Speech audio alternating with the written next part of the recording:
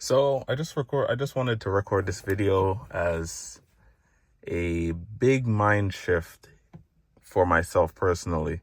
I remember the phone that I'm recording on is a iPhone 15 Pro Max.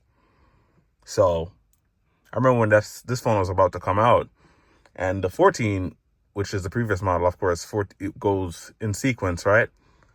So the 14 was out, and I'm wondering, they might actually choose a different design now. So, that's a big thing. So this is the 14 that I have. We had the 14 in the purple that it launched in, and these always crack. So don't watch it.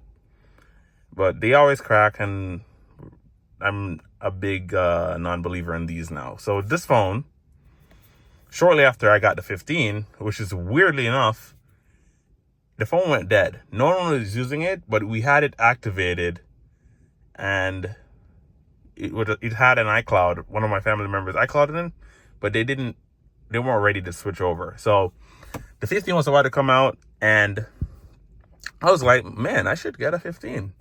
USB-C. They had all this cooling technology. They said something else that suckered people into getting it. You know how Apple does, the most powerful iPhone ever made, of course, which is one thing I kind of appreciate about them. Even if it's not, even though they say it every year, they aren't lying. They do upgrade these things a lot more. Because you remember Apple Silicon, and then they have the technology to do such and such. So the 17 Pro Max just released, and I'm just standing still. Like, I'm not moved. I know it's around this time of the year when they do come out. I do enjoy new technology. I do appreciate older technology, but I'm just not moved anymore by this stuff. And by this stuff, I mean stuff like the 14 Pro Max. Because you remember when Apple originally had a wider box. It started with the 13. It started with the 13. The boxes got smaller. And then it took me back to the era of phones like this. If you know what this phone is, this is an iPhone XR. Amazing phone. I remember this phone came out in 2018, 1 year after they released the iPhone X, which was the first $1,000 phone. And I must say, this phone did a good job. Unfortunately, I cheaped out on the phone took a hard fall, of course. You could tell this phone's been through a lot. The phone took a hard fall, and it survived, but that only started the ticking time bomb for this phone, because that fall that it survived was so powerful, it came back around and it broke the screen 2 years later. So I had the phone two years after the fall, and it just if I turn it, the phone doesn't even respond to charge anymore, because I tried opening it and I didn't put back everything. Unfortunately, I had to. Okay, so the story on that is a very brief story. I tried to get a Amazon screen, very cheap, very poor mistake. Don't do that. I went to the Apple store. It was $200 for the phone, right? For the phone to be repaired by an Apple technician. And that's what you should do. If you take my advice, if you don't take anything from this video, other than the main point of this video, always get it repaired by Apple. I did it myself. I think I did it very well. I didn't miss any screws. I didn't come back with any extra screws. I didn't think I was more efficient than Apple in putting this thing back together. I closed it, and without putting in the bottom two pentalobes, and the phone doesn't work. The screen was defective. Upon putting this screen back on, which is the original screen, that's where the issue started. I lost screws. I'm missing grounds. So basically, the charge port isn't grounded, but the phone responds to wireless charge. I'm not gonna put wireless charge. I'm not gonna hook it up to wireless charge just for me to get it going. But anyway, so phones like this came with headphones, the charger, the charging block, manuals, sticker, and the phone, of course. But it really took you back to a time where you were excited to get a phone. I remember I couldn't stop watching the reviews on this thing when it came out. And now it's just in my hand. Of course, that's with time and that's with anything. But I wanted this phone and I needed this phone. The want was so large, it became a need. And I eventually got it, right? So this phone was replaced by an iPhone 11 because it died. And I said, I can't work like this. The bottom of the screen is kind of hard to touch. So put this over to the side. I got myself an iPhone 11. Black iPhone 11, base model, still works. It's okay, good. But you start to look back at the classics. Like, my first iPhone was an iPhone 5. And that was when this beast came out. What a phone. The iPhone 6, right? I had an iPhone 5 when this came out. And I wasn't necessarily too pressed because, you know, I wasn't asking anything. I wasn't asking for, keep in mind, I wasn't an adult yet. So I'm fairly young, even though my voice is kind of deep.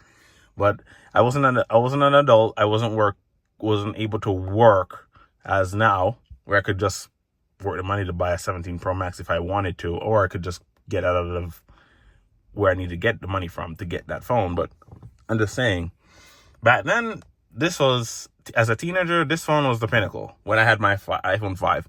And the iPhone 5 was still good. I know people with iPhone 4Ss and iPhone 4s that were still okay. So it turns out this has been happening all along, right? And we take it back to this phone. You know how tiny this thing is? Look how tiny this thing is. I could, if I could hold, I could go like this and you wouldn't know that I have it in my hand. Phones like this, I miss this era when everyone didn't have the same phone. Or the iPhone and Android, the iOS versus Android debate wasn't much popular. It's really just for those who had the money at the time. Because trust me, if you had the money to get an iPhone 3G, from the first iPhone to the 3G, and then you compare that to like a Google phone, a Nexus. Some of you guys don't even know what that is, right? So stuff like this was like key for me because I was young back then. You used to hit multiple buttons to, hit multiple buttons, hit the one button multiple times to get one letter. And I used to be quick at that. I wish I still had that, but we have screens now. We have almost a full size keyboard. You could get it tweaked out, get a whole email sent within minutes. So yeah. So back to the 14, which is pretty much an iPhone 17. Just like my iPhone 15. And if I had a 16, the 16 and the 17 is pretty much the same. So I don't know if it's my frontal cortex or I have other things that I'm working towards. I must say, with the devices, please don't go overboard because you're going to be like me when you had the iPhone XRs and the iPhone 5s and the iPhone 6s. You eventually get your hands on them. And when you get your hands on them, you're going to realize they're not what you think they are. My iPhone 15 Pro Max that I'm recording on right now, you could tell by the color. It's the natural titanium color. I always get the launch color, by the way. I don't know if you see that trend. You can't tell me that it's not a different way of thinking. I don't even want the 17 Pro Max. But if I do these more, I might end up with a 17 Pro Max anyway. But the thing is, I don't remember the problems this had, but my iPhone 15 Pro Max, I have experienced the overheating The screen defects, I've seen those. I never experienced that on mine. I'll give mine that credit. But I must say, just take your time. It's not that serious. It's not that deep. You'll eventually get your hands on these phones, and if you don't, something better will come out. And if you don't even participate, you'll realize most of these phones have problems anyway. I remember the iPhone 6 had the Bendgate issue with one of these famous YouTubers. I'm not gonna say a name because I'm not 100% sure of which YouTuber. I don't want to give false credit or make assumptions. But Bendgate was an issue, and I have several of these phones in my possession. At one point, my first one I bent that one myself by accident, and I had to do a swap on it. Swap the motherboard, swap over everything. And that's what ultimately gave me the confidence to take on this project. I'm not going to take it on having never done it before. But yeah, so small video here. I'm just saying that I'm not really that interested I'm not really interested as I was before in the whole new iPhone thing. And you guys, I've noticed American people participate in the double scam, which is buying phones from carriers. I might make a video on that next. I'm not gonna make this video too long, but yeah, that's another thing that makes the phone even worse. Buying a phone or financing a phone for 36 months. One of these comes out every year. Why would you finance one of these for 36 months? I might make that video right after this one. But yeah, I'm not interested in the 17 Pro Max, the 17 Air, the 17 regular. And there will be another 17 that comes out, just like 17 line, right? Because there's going to be like mid-cycle refresh with a different color. It's just going to be a different color. Samsung does this. I'm not bashing Apple in any way or form.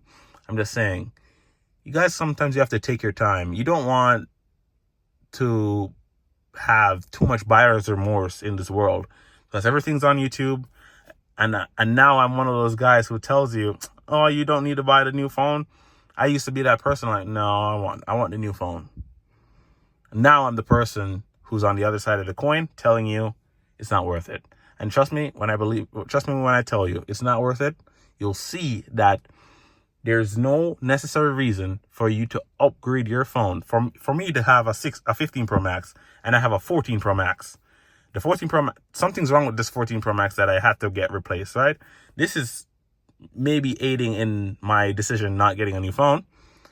But I have a 14 Pro Max, a 15 Pro Max. Why on earth would I get a 17 Pro Max that I don't need? If you do not have a necessary use for these phones, it kind of gets pointless, and you'd have to pay that $50. I think it's $50 to finance, and it's so easy to get. But yeah, I don't believe in it no more. I'm fully unplugged, and I see why some people, and it's not bashing Apple, bashing Samsung. You kind of understand why people have phones for so long, and they only upgrade when the phone breaks. It's kind of risky because you'd be without a phone for you never know when an emergency could strike. But yeah, I think I'm gonna be one of those people. When I eventually repair this phone for whoever needs it in the family or whatever, or this 15 Pro Max breaks, I'll just probably go the time without the phone. So from wherever I am to the Apple Store or to the secondhand market on eBay, I'll just do the time, honestly. And I have I have other phones that are working, so I don't need a new phone. So yeah, that's pretty much it for the video. I just wanted to voice my thoughts. Completely different mindset. I definitely enjoy talking about technology, being around technology, as I said. But it comes to a certain point, you have to see the change around you, and with your mind. You definitely notice, if you pay attention to what you're thinking about stuff that you're seeing, you realize that something's happening. So thank you guys so much for watching. I just wanted to voice my opinion.